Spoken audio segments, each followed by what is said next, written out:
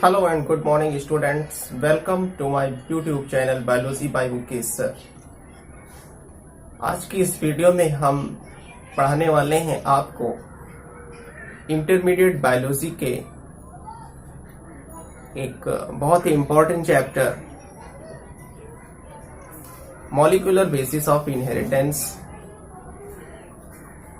के topic DNA as genetic material और DNA as hereditary material. ये इस चैप्टर का पार्ट 2 है। पार्ट फर्स्ट में हमने आपको पढ़ाया था डिस्कवरी ऑफ डीएनए। उस वीडियो को देखने के लिए आप प्लेलिस्ट में जाकर उसे देख सकते हैं। तो डीएनए की डिस्कवरी के बाद में साइंटिस्ट्स के सामने एक प्रॉब्लम क्रिएट हुई, क्योंकि अभी तक ये माना जा रहा था कि जो प्रोटीन्स होती हैं वही हमारे आनुवंशिक कैरेक्टर्स को, आनुवंशिक लक्षणों को एक जनरेशन से दूसरी जनरेशन तक ले जाने का कार्य करती हैं। लेकिन फ्रेडरिक मिसर की खोज के बाद जो फ्रेडरिक मिसर का न्यूक्लिन था, जिसे न्यूक्लिक एसिड का नाम तो एल्टमान ने दिया था, लेकिन उसकी डिस्कवरी ह्यूमन पस सेल्स में फ्रेडरिक मिसर ने किया था।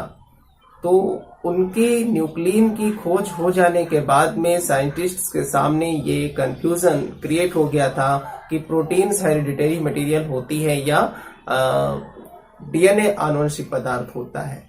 ठीक है, तो 20th सेंचुरी के सेकंड दशक में, जो 20वीं शताब्दी थी, 20वीं शताब्दी के दूसरे दशक में कई सारे वैज्ञानिकों ने अपने अपने बहुत सारे एक्सपेरिमेंट्स किए थे और उन एक्सपेरिमेंट्स के बाद ये प्रूव हो गया था कि डीएनए ही आनुवंशिक पदार्थ होता है। यही लक्षणों को एक जनरेशन से दूसरी जनरेशन तक पहुंचाने का काम करता है, न कि protein.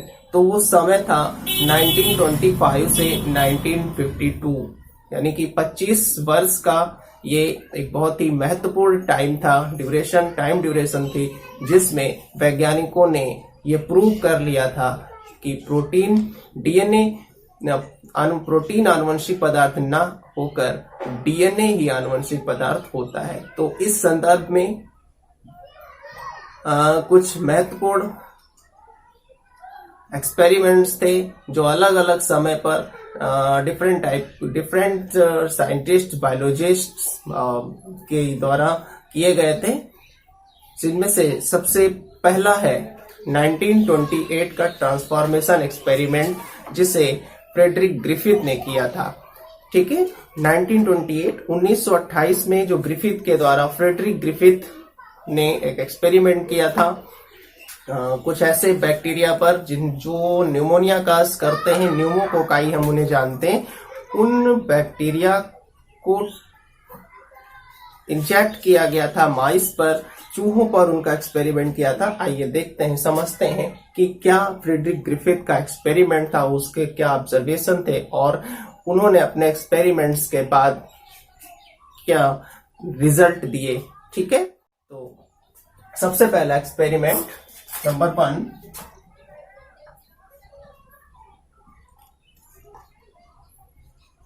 Transformation experiment of, headings के रूप में अगर न लिखें, ये किसके द्वारा दिया गया था? फ्रेडरिक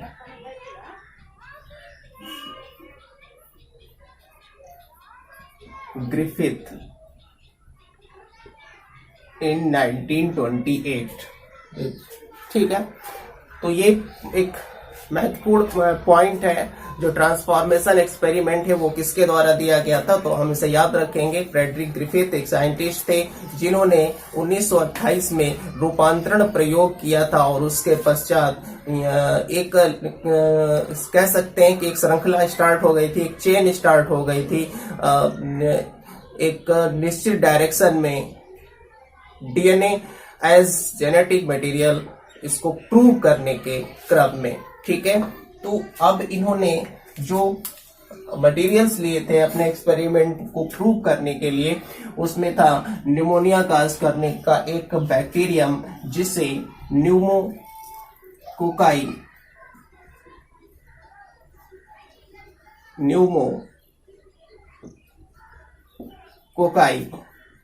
के नाम से सिंपली जानते हैं, या फिर इसका जो जूलॉजिकल नेम है वो है स्ट्रेप्टोकोकस न्यूमोनी।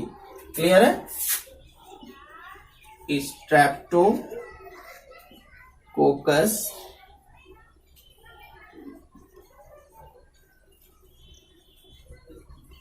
न्यूमोनी, या फिर इसी का एक और दूसरा नाम है डिप्लोकोकस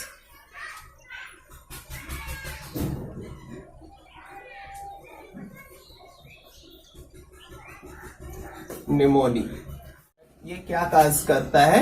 निमोनिया काज करता है in human beings as well as in other mammals.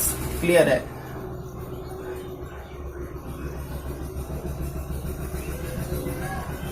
Pneumonia cause करने वाला एक बैक्टीरियम है जिसे स्ट्रेप्टोकोकस न्यूमोनी या डिप्लोकोकस न्यूमोनी बोला जाता है साइंटिफिकली।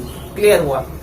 ग्रिफिथ ने अपने एक्सपेरिमेंट्स को करने के लिए निमोनिया काज करने वाले इस बैक्टीरियम के दो स्ट्रेन बनाए थे, दो प्रभेद बनाए थे, जिन्हें आर टाइप या और एस टाइप के नाम से जाना गया था। तो जान लेते हैं कि आर टाइप और एस टाइप जो है ये क्या होते हैं, किस तरह से इनके ये नाम रखे गए हैं। ठीक है, एक बैक्टीरियम जो था ये कैप्सुलेटेड था, इसको समझ लेते हैं, कैप्सुलेटेड, और दूसरा बैक्टीरियम जो था वो नॉन कैप्सुलेटेड था। ठीक है, वह खोल युक्त और खोल विहीन एक बैक्टीरिया ऐसा था जिसके बॉडी के चारों ओर एक कैप्सूल, एक आवरण उपस्थित था, उन्हें कैप्सुलेटेड नाम दिया गया। और दूसरा जिनके चारों तरफ किसी भी तरह का एनवेलप, खोल, आवरण नहीं था, वो नॉन कैप्सुलेटेड थे। क्लियर है? और इनकी नॉन कैप्सुलेटेड होने की वजह से इनकी जो बॉडी सरफेस थी वो रफ थी। ठीक है, तो रफ बॉडी सरफेस होने की वजह से इन्हें आर टाइप, क्योंकि रफ का जो फर्स्ट लेटर है, रफ का फर्स्ट लेटर जो आर है, उसी से इनको आर टाइप या आर स्ट्रेन बोला गया।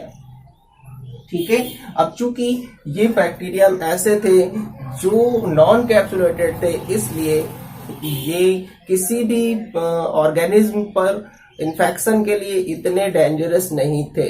मतलब ये ऐसे बैक्टीरियम थे जो न्यूमोनिया काज करने की कैपेसिटी नहीं रखते थे, अर्थात ये नॉन वायरुलेंट थे। क्लियर हुआ? ये कैसे थे? Non virulent. इनका स्वभाव जो था वो अनुग्र था, उग्र नहीं थे। ठीक है, ये बीमारी उत्पन्न करने के लिए स्वभाव में उग्र नहीं थे, उग्र स्वभावी नहीं थे, इसलिए इन्हें हम नॉन वायरुलेंट स्ट्रेन भी कहते हैं, या रफ बॉडी सरफेस होने की वजह से इनमें आर टाइप का स्ट्रेन भी कहा जाता है। सिमिलरली अगर हम कैप्सुलेटेड बैक्टीरियम की बात करते हैं, तो जब इनकी बॉडी सरफेस जो है कैप्सुलेटेड थी, तो इसलिए वो सरफेस इनकी जो स्मूथ दिखाई दे रही थी। ठीक है, स्मूथ बॉडी सरफेस होने की वजह से इनका जो फर्स्ट लेटर था वो एस था, इसलिए इन्हें एस टाइप के नाम से भी कहा गया। एस स्ट्रेन, एस प्रभेद के बैक्टीरिया, या फिर टाइप भी बोल सकते हैं। क्लियर है। अब चूंकि ये कैप्सुलेटेड थे, ये सुरक्षित थे, जब ये किसी भी बॉडी लिविंग बॉडी को इन्फेक्ट करते थे, उनके अंदर पहुंचते थे, तो सेल्स जो होती हैं एंटीबॉडी क्रिएट करती हैं और इन पर अटैक करती हैं। लेकिन उस अटैक को बर्दाश्त करने के लिए, उस अटैक को सहन करने के लिए इनके चारों ओर कैप्सूल होता है, जिससे उस एंटीबॉडीज का इनके ऊपर कोई असर नहीं पड़ता है और ये बीमारी काज कर देते हैं। इसलिए इन्हें वायरुलेंट का नाम दिया गया। ये कैसे होते हैं? वायरुलेंट होते हैं, यानी कि इनका जो नेचर होता है वो उग्र होता है और ये निमोनिया काज कर देते हैं। ठीक है, तो इस तरह से ग्रिफिथ ने अपने एक्सपेरिमेंट के लिए निमोनिया काज करने वाले बैक्टीरियम, जिसे हम स्ट्रेप्टोकोकस निमोनी या डिप्लोकोकस निमोनी के नाम से जानते हैं, उनके 2 स्ट्रेन्स बनाए थे। एक एस स्ट्रेन था और दूसरा आर स्ट्रेन था। एक चीज यहाँ पर ध्यान रखेंगे, जो एस स्ट्रेन के बैक्टीरिया होते हैं वो निमोनिया काज करते हैं, इसलिए हम उन्हें वायरुलेंट बैक्टीरिया बोलते हैं। और दूसरे जो आर स्ट्रेन, आर टाइप के बैक्टीरियम होते हैं, वे निमोनिया काज नहीं करते हैं, इसलिए उन्हें नॉन वायरुलेंट कहा जाता है। क्लियर है। अब इन्हीं 2 बैक्टीरिया के इन्होंने 2 कल्चर अलग अलग बनाए थे और उन कल्चर्स को माउस में, चूहों में इंजेक्ट करा दिया और उन्होंने अब फिर एक्सपेरिमेंट्स के बाद में उन्होंने अपने रिजल्ट्स दिए थे। ठीक है, तो पहला एक्सपेरिमेंट हम समझते हैं, देखते हैं। सबसे पहले जो नॉन वायरुलेंट फॉर्म थी, यानी कि अगर हम शॉर्ट में आर टाइप लिखें, हमने उधर दोनों चीजें समझा दी हैं, या तो आर टाइप भी कह सकते हैं और नॉन वायरुलेंट भी कह सकते हैं। तो आर टाइप का जो बैक्टीरिया था उसे इंजेक्शन में लेने के पश्चात माइस में इंजेक्ट करा दिया गया। ठीक है, क्या परिणाम हुआ, क्या हो सकता है आपके अकॉर्डिंग? चूंकि ये नॉन वायरुलेंट थे, निमोनिया काज नहीं करते हैं, इसलिए चूहों में इन बैक्टीरियम को इंजेक्ट हो जाने के बाद उन बैक्टीरिया में किसी भी प्रकार की बीमारी नहीं पाई गई और वो लाइव रहे। ठीक है, इधर से थोड़ा इरेज कर दें।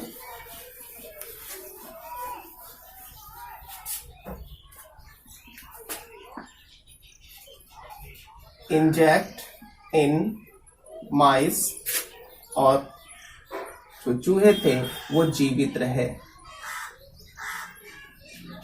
ठीक है, नो न्यूमोनिया, यानी कि इनमें किसी भी प्रकार की बीमारी नहीं पाई गई।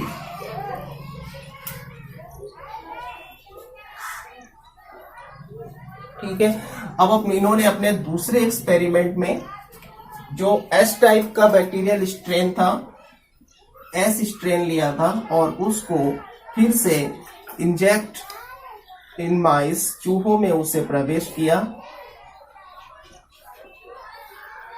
क्या हो सकता है? निमोनिया। ऐसे चूहों में निमोनिया की बीमारी उत्पन्न हो गई।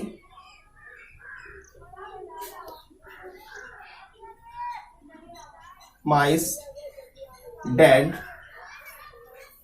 Due to pneumonia. निमोनिया के कारण जो चूहे थे उनकी डेथ हो गई थी। ठीक है, थर्ड एक्सपेरिमेंट में ग्रिफिथ ने जो एच टाइप का बैक्टीरिया था, ठीक है, उसको 60 डिग्री सेल्सियस तक उबाल दिया, बॉयल किया। ठीक है, हीट किल्ड एच टाइप। ये जो बैक्टीरियम थे उन्हें गर्म करके उनके कह सकते हैं जो पूरा उनका साइटोप्लाज्म था उसे डीएक्टिवेट कर दिया गया था, इनएक्टिव कर दिया गया था, लेकिन उसका डीएनए जो था वो इनएक्टिव नहीं हुआ था। ठीक है, तो हम अभी ये नहीं जानते हैं कि उसके बॉडी में क्या एक्टिव हुआ था, क्या इनएक्टिव था, लेकिन वो 60 डिग्री सेल्सियस तक उनको हीट किया गया था, एक तरह से उनको मार दिया गया था। ठीक है, तो हम यहाँ पर जो टर्म यूज करेंगे वो हीट किल्ड रहेगा। तो एस टाइप का जो स्ट्रेन था उसे हीट किल्ड किया गया, हीट किल्ड बैक्टीरियम। ठीक है, इन्हें चूहों में फिर से इंजेक्ट किया गया, इंजेक्ट इन माइस, फिर इसका रिजल्ट देखा गया, ठीक है। चूहे जो है वो जीवित रहते हैं, ठीक है, नो निमोनिया, इनमें किसी भी प्रकार की बीमारी उत्पन्न नहीं हुई थी और ये जीवित रहे थे, ठीक, समझ आया। अब इस एक्सपेरिमेंट के बाद में ग्रिफिथ ने ये गेस कर लिया कि अगर बैक्टीरिया को 60 डिग्री सेल्सियस तक हीट किल्ड कर दिया जाता है तो वो बीमारी उत्पन्न नहीं करते हैं, ठीक है, यानी कि वह भी आर स्ट्रेन के बैक्टीरियम की तरह बिहेव करने लगता है। If bacterium is heat killed at 60 degree Celsius then it behave as R strain bacterium, ठीक है, अर्थात ये किसी भी प्रकार की बीमारी उत्पन्न नहीं करते हैं, ठीक है। इसको ध्यान में रखते हुए उन्होंने थोड़ा एक्सपेरिमेंट में चेंज किया और उन्होंने सोचा कि अगर हम हीट किल्ड बैक्टीरिया जो एस टाइप के हैं, जो कैप्सुलेटेड हैं, बीमारी का करते हैं, वायरुलेंट हैं, अगर इनको हम आर टाइप के लाइव बैक्टीरियम कल्चर के साथ में मिक्स करके गर्माइस में इंजेक्ट करा देते हैं तो उसका क्या रिजल्ट आता है, ठीक है। इसी को ध्यान में रखते उन्होंने अपने एक्सपेरिमेंट का 4th स्टेप लिया। क्लियर है, बात समझ आई। तो यहां पर 4th स्टेप में क्या किया गया था, heat killed S type plus live R type bacterium का जो मिक्सचर था उससे चूहों में इंजेक्ट किया गया, इंजेक्ट इन माइस। हुआ क्या, मतलब एक जो सोचा नहीं क्या ऐसा रिजल्ट सामने आया। ग्रिफिथ ने सोचा था, अपने पहले के 3 एक्सपेरिमेंट्स के आधार पर उनके माइंड में ये चल रहा था कि इसका रिजल्ट भी कुछ पॉजिटिव ही रहेगा, अर्थात इनमें चूहों में निमोनिया उत्पन्न नहीं होगी और वो सर्वाइव करेंगे। लेकिन इंजेक्ट करने के बाद में उन्होंने जो देखा, जो परिणाम आया वो चौंकाने वाला था, मतलब चूहों की डेथ हो गई थी, उनमें निमोनिया काज हो गया था। क्लियर है, माइस डेड ड्यू टू निमोनिया, ठीक है। अभी 4th एक्सपेरिमेंट के आधार पर उन्होंने जो ग्रिफिथ थे उन्होंने ये रिजल्ट दिया, ये कंक्लूजन दिया कि जो हीट किल्ड एस टाइप का बैक्टीरियम था, ठीक है, उसकी प्रेजेंस में आर टाइप का नॉन वायरुलेंट बैक्टीरियम वायरुलेंट में ट्रांसफॉर्म हो गया, ठीक है, ऐसा इन्होंने गेस किया था, ठीक है, जिसकी वजह से चूहों की डेथ हो गई, उनमें निमोनिया उत्पन्न हुई और उनकी डेथ हो गई थी। बात समझ गई। तो इसीलिए इसको बोला जाता है ट्रांसफॉर्मेशन एक्सपेरिमेंट ऑफ ग्रिफिथ, अर्थात नॉन वायरुलेंट बैक्टीरिया का डीएनए, या यूं कह सकते हैं non virulent bacterium DNA is converted, is transformed into S type virulent bacterium. Clear है, because there is a presence of heat killed S type bacteria, R type के bacteria को virulent bacteria का DNA मिल गया था, ठीक है, और उसकी उपस्थिति में ही आर टाइप का नॉन वायरुलेंट बैक्टीरियल डीएनए जो था वो एस टाइप के वायरुलेंट बैक्टीरियम में कन्वर्ट हो चुका था, ट्रांसफॉर्म हो चुका था, और इसीलिए हम ये कह सकते हैं कि DNA is a hereditary material. DNA ही एक आनुवंशिक पदार्थ होता है, इसी की प्रेजेंस में ही जो कैरेक्टर्स होते हैं एक जनरेशन से दूसरी जनरेशन में ट्रांसफर होते रहते हैं, और उसी के अकॉर्डिंग हमें जो लक्षणों का एक्सप्रेशन होता है, फिनोटाइपिक एक्सप्रेशन होता है, वो इसी के अकॉर्डिंग होता है। समझ आया। अब ये एक्सपेरिमेंट जो है वो 1928 में किया गया था। ठीक इसके 4 वर्ष के बाद में 1932 में 1932 में एक दूसरे साइंटिस्ट थे जिन्होंने इसे प्रूव करने के लिए, मतलब इसको अच्छे से और ठीक ढंग से प्रूव करने के लिए अपना एक्सपेरिमेंट किया था। ठीक है, इसी एक्सपेरिमेंट को कंटिन्यू किया जो 1928 में ग्रिफिथ ने एक्सपेरिमेंट किया था न्यूमोकोकाई पर। इसी एक्सपेरिमेंट को उन्होंने जारी रखते हुए 1932 में एक एक्सपेरिमेंट किया था इन्हीं बैक्टीरियम पर। देखते हैं सेकंड एक्सपेरिमेंट। तो 1932 में एक दूसरे साइंटिस्ट ओस्वाल्ड एवेरी, जिनका नाम ओस्वाल्ड एवेरी था, इन्होंने 1932 में डीएनए जो है वो आनुवंशिक पदार्थ होता है, इस बात को प्रूव करने के लिए फ्रेडरिक ग्रिफिथ के द्वारा जो न्यूमोनिया काजिंग बैक्टीरियम पर एक्सपेरिमेंट्स किए गए थे उनको इन्होंने रिपीट करना स्टार्ट किया। ठीक है, और अपने सहयोगियों की हेल्प से, जिनके नाम मैकार्टी और मैक्लियोड थे, इन सहयोगी वैज्ञानिकों की मदद से 1944 में 1944 में एक एक्सपेरिमेंट किया था। 1944 में 1944 में, क्लियर है? ठीक है, ये एक्सपेरिमेंट भी इन्होंने इसी बैक्टीरियम पर किया था, लेकिन जो चीज ग्रिफिथ ने अच्छे से एक्सप्लेन नहीं कर पाए थे, जो उस एक्सप्लेनेशन ठीक ढंग से नहीं दे पाए थे, इस बात को मतलब एक अच्छे तरह से उन्होंने एक्सप्लेनेशन उसका दिया था। ठीक, तो और इस तरह से उन्होंने हेल्प की कि डीएनए आनुवंशिक पदार्थ होता है, प्रोटीन नहीं होती है। क्लियर है? तो सबसे पहले जो कल्चर उन्होंने लिया था बैक्टीरियम में, आर टाइप का बैक्टीरिया का जो डीएनए है वो एस टाइप के बैक्टीरियल डीएनए में कन्वर्ट हो जाता है, ट्रांसफॉर्म हो जाता है। इसके लिए उन्होंने कुछ एंजाइमों का यूज किया था। सबसे पहले उनके सामने तीन चीजें थी, एक तो प्रोटीन, दूसरा राइबोज न्यूक्लिक एसिड आरएनए, और जो थर्ड था वो डीएनए था। ठीक है, तो इन्होंने सबसे पहले उस बैक्टीरियम को एक ऐसे एंजाइम में रखा था, जो बैक्टीरियम थे उन बैक्टीरियम को एक कल्चर में रखा था जिसमें एक प्रोटीन लाइजिंग एंजाइम, प्रोटियोलिटिक एंजाइम्स भरे पड़े हुए थे। ठीक है, कौन से एंजाइम थे? Proteolytic enzyme. ठीक है, इस एंजाइम की प्रेजेंस में उन बैक्टीरियम में जो प्रोटीन कंपोनेंट था उसका डाइजेशन हो गया था, उसकी लाइसिस हो गई थी। क्लियर है? विघटित कर दी गई थी। ठीक, बात समझ आई? बैक्टीरियम को इन वैज्ञानिकों ने क्या किया, एक प्रोटियोलिटिक एंजाइम में उस समय के लिए रखा, जिससे जो उसका प्रोटीन कंपोनेंट था वो डिसॉल्व हो गया था। क्लियर है?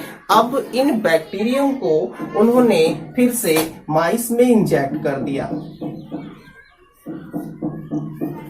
क्लियर हुआ?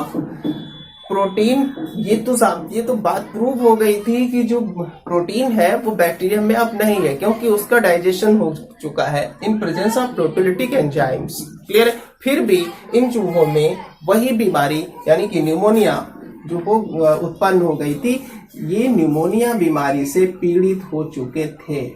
ठीक है, जबकि प्रोटीन उनमें नहीं थी। तो इसका मतलब ये हो गया कि ऐसा करने में प्रोटीन का कोई रोल नहीं है, उसकी प्रेजेंस या एब्सेंस का इस ट्रांसफॉर्मेशन से दूर दूर तक कोई लेना देना नहीं है। बात समझ गई? तो यहां से एक चीज क्लियर हो गया कि protein is not hereditary material. Protein आनुवंशिक पदार्थ नहीं होते हैं, ये कैरेक्टर्स को एक जनरेशन से अदर जनरेशन में ट्रांसफर नहीं करते हैं। क्लियर हुआ? सेकेंड एक्सपेरिमेंट में उन्होंने जो काम इसमें किया था प्रोटीन्स के साथ में, ऐसा ही उन्होंने एक दोबारा से एक कल्चर लिया। ठीक है, और आरएनए को भी उन्होंने डिसॉल्व करने का काम किया। ठीक है, आरएनए लाइजिंग एंजाइम, आरएनएज, राइबोन्यूक्लिएज।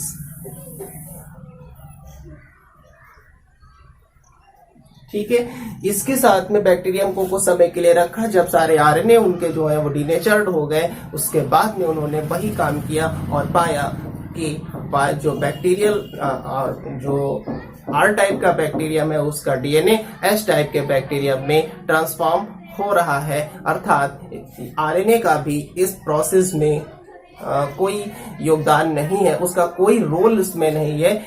इसके होने या ना होने का भी कोई फर्क ट्रांसफॉर्मेशन पर नहीं पड़ता है, अर्थात आरएनए भी हेरिडिटरी मटेरियल नहीं होते हैं। लेकिन आगे के एक्सपेरिमेंट्स में ये बात प्रूव हुई कि कुछ ऑर्गेनिज्म, माइक्रो ऑर्गेनिजम्स ऐसे होते हैं जिनमें आरएनए भी आनुवंशिक पदार्थ का काम करता है, जैसे कि वायरसेस। जो वायरस होते हैं उनमें कुछ डीएनए वायरस होते हैं और कुछ आरएनए वायरस होते हैं। तो ये, लेकिन उसके साथ में कंडीशन है, जब तक डीएनए प्रेजेंट रहेगा आरएनए हेरिडिटरी मटेरियल का काम नहीं करते हैं। तो इसीलिए जो वायरस होते हैं, जो आरएनए वायरस होते हैं जिनमें डीएनए की प्रेजेंस नहीं होती है, ऐसे विषाणुओं में आरएनए आनुवंशिक पदार्थ का काम करता है।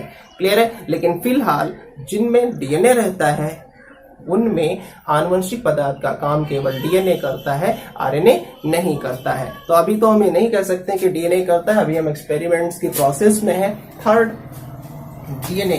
डीएनए को डीएनएज के साथ में रखा गया, यानी कि बैक्टीरियम को जिसमें डीएनए था, ठीक है, ऐसे बैक्टीरियम को डीऑक्सीराइबोन्यूक्लियस एंजाइम डीएनएज के साथ में रखा गया, जिससे उनका डीएनए जो है वो डिस्ट्रॉय हो गया, वो डिसॉल्व हो गया, नष्ट हो गया, वो डाइजेस्ट हो गया। ठीक है, फिर ऐसे बैक्टीरियम को ट्रांसफॉर्मेशन एक्सपेरिमेंट के लिए किया गया और देखा गया कि जो आर टाइप के बैक्टीरिया थे वो आर टाइप की कंडीशन में ही बने रहते हैं, वो एस स्ट्रेन के बैक्टीरिया में कन्वर्ट नहीं होते हैं। अर्थात जब डीएनए का विघटन करा दिया गया डीएनएज एंजाइम की प्रेजेंस में, तो non virulent bacterial DNA non virulent DNA ही बना रहा, वो वायरुलेंट नहीं हो सका। अर्थात डीएनए की एब्सेंस में डीएनए का ट्रांसफॉर्मेशन रुक गया।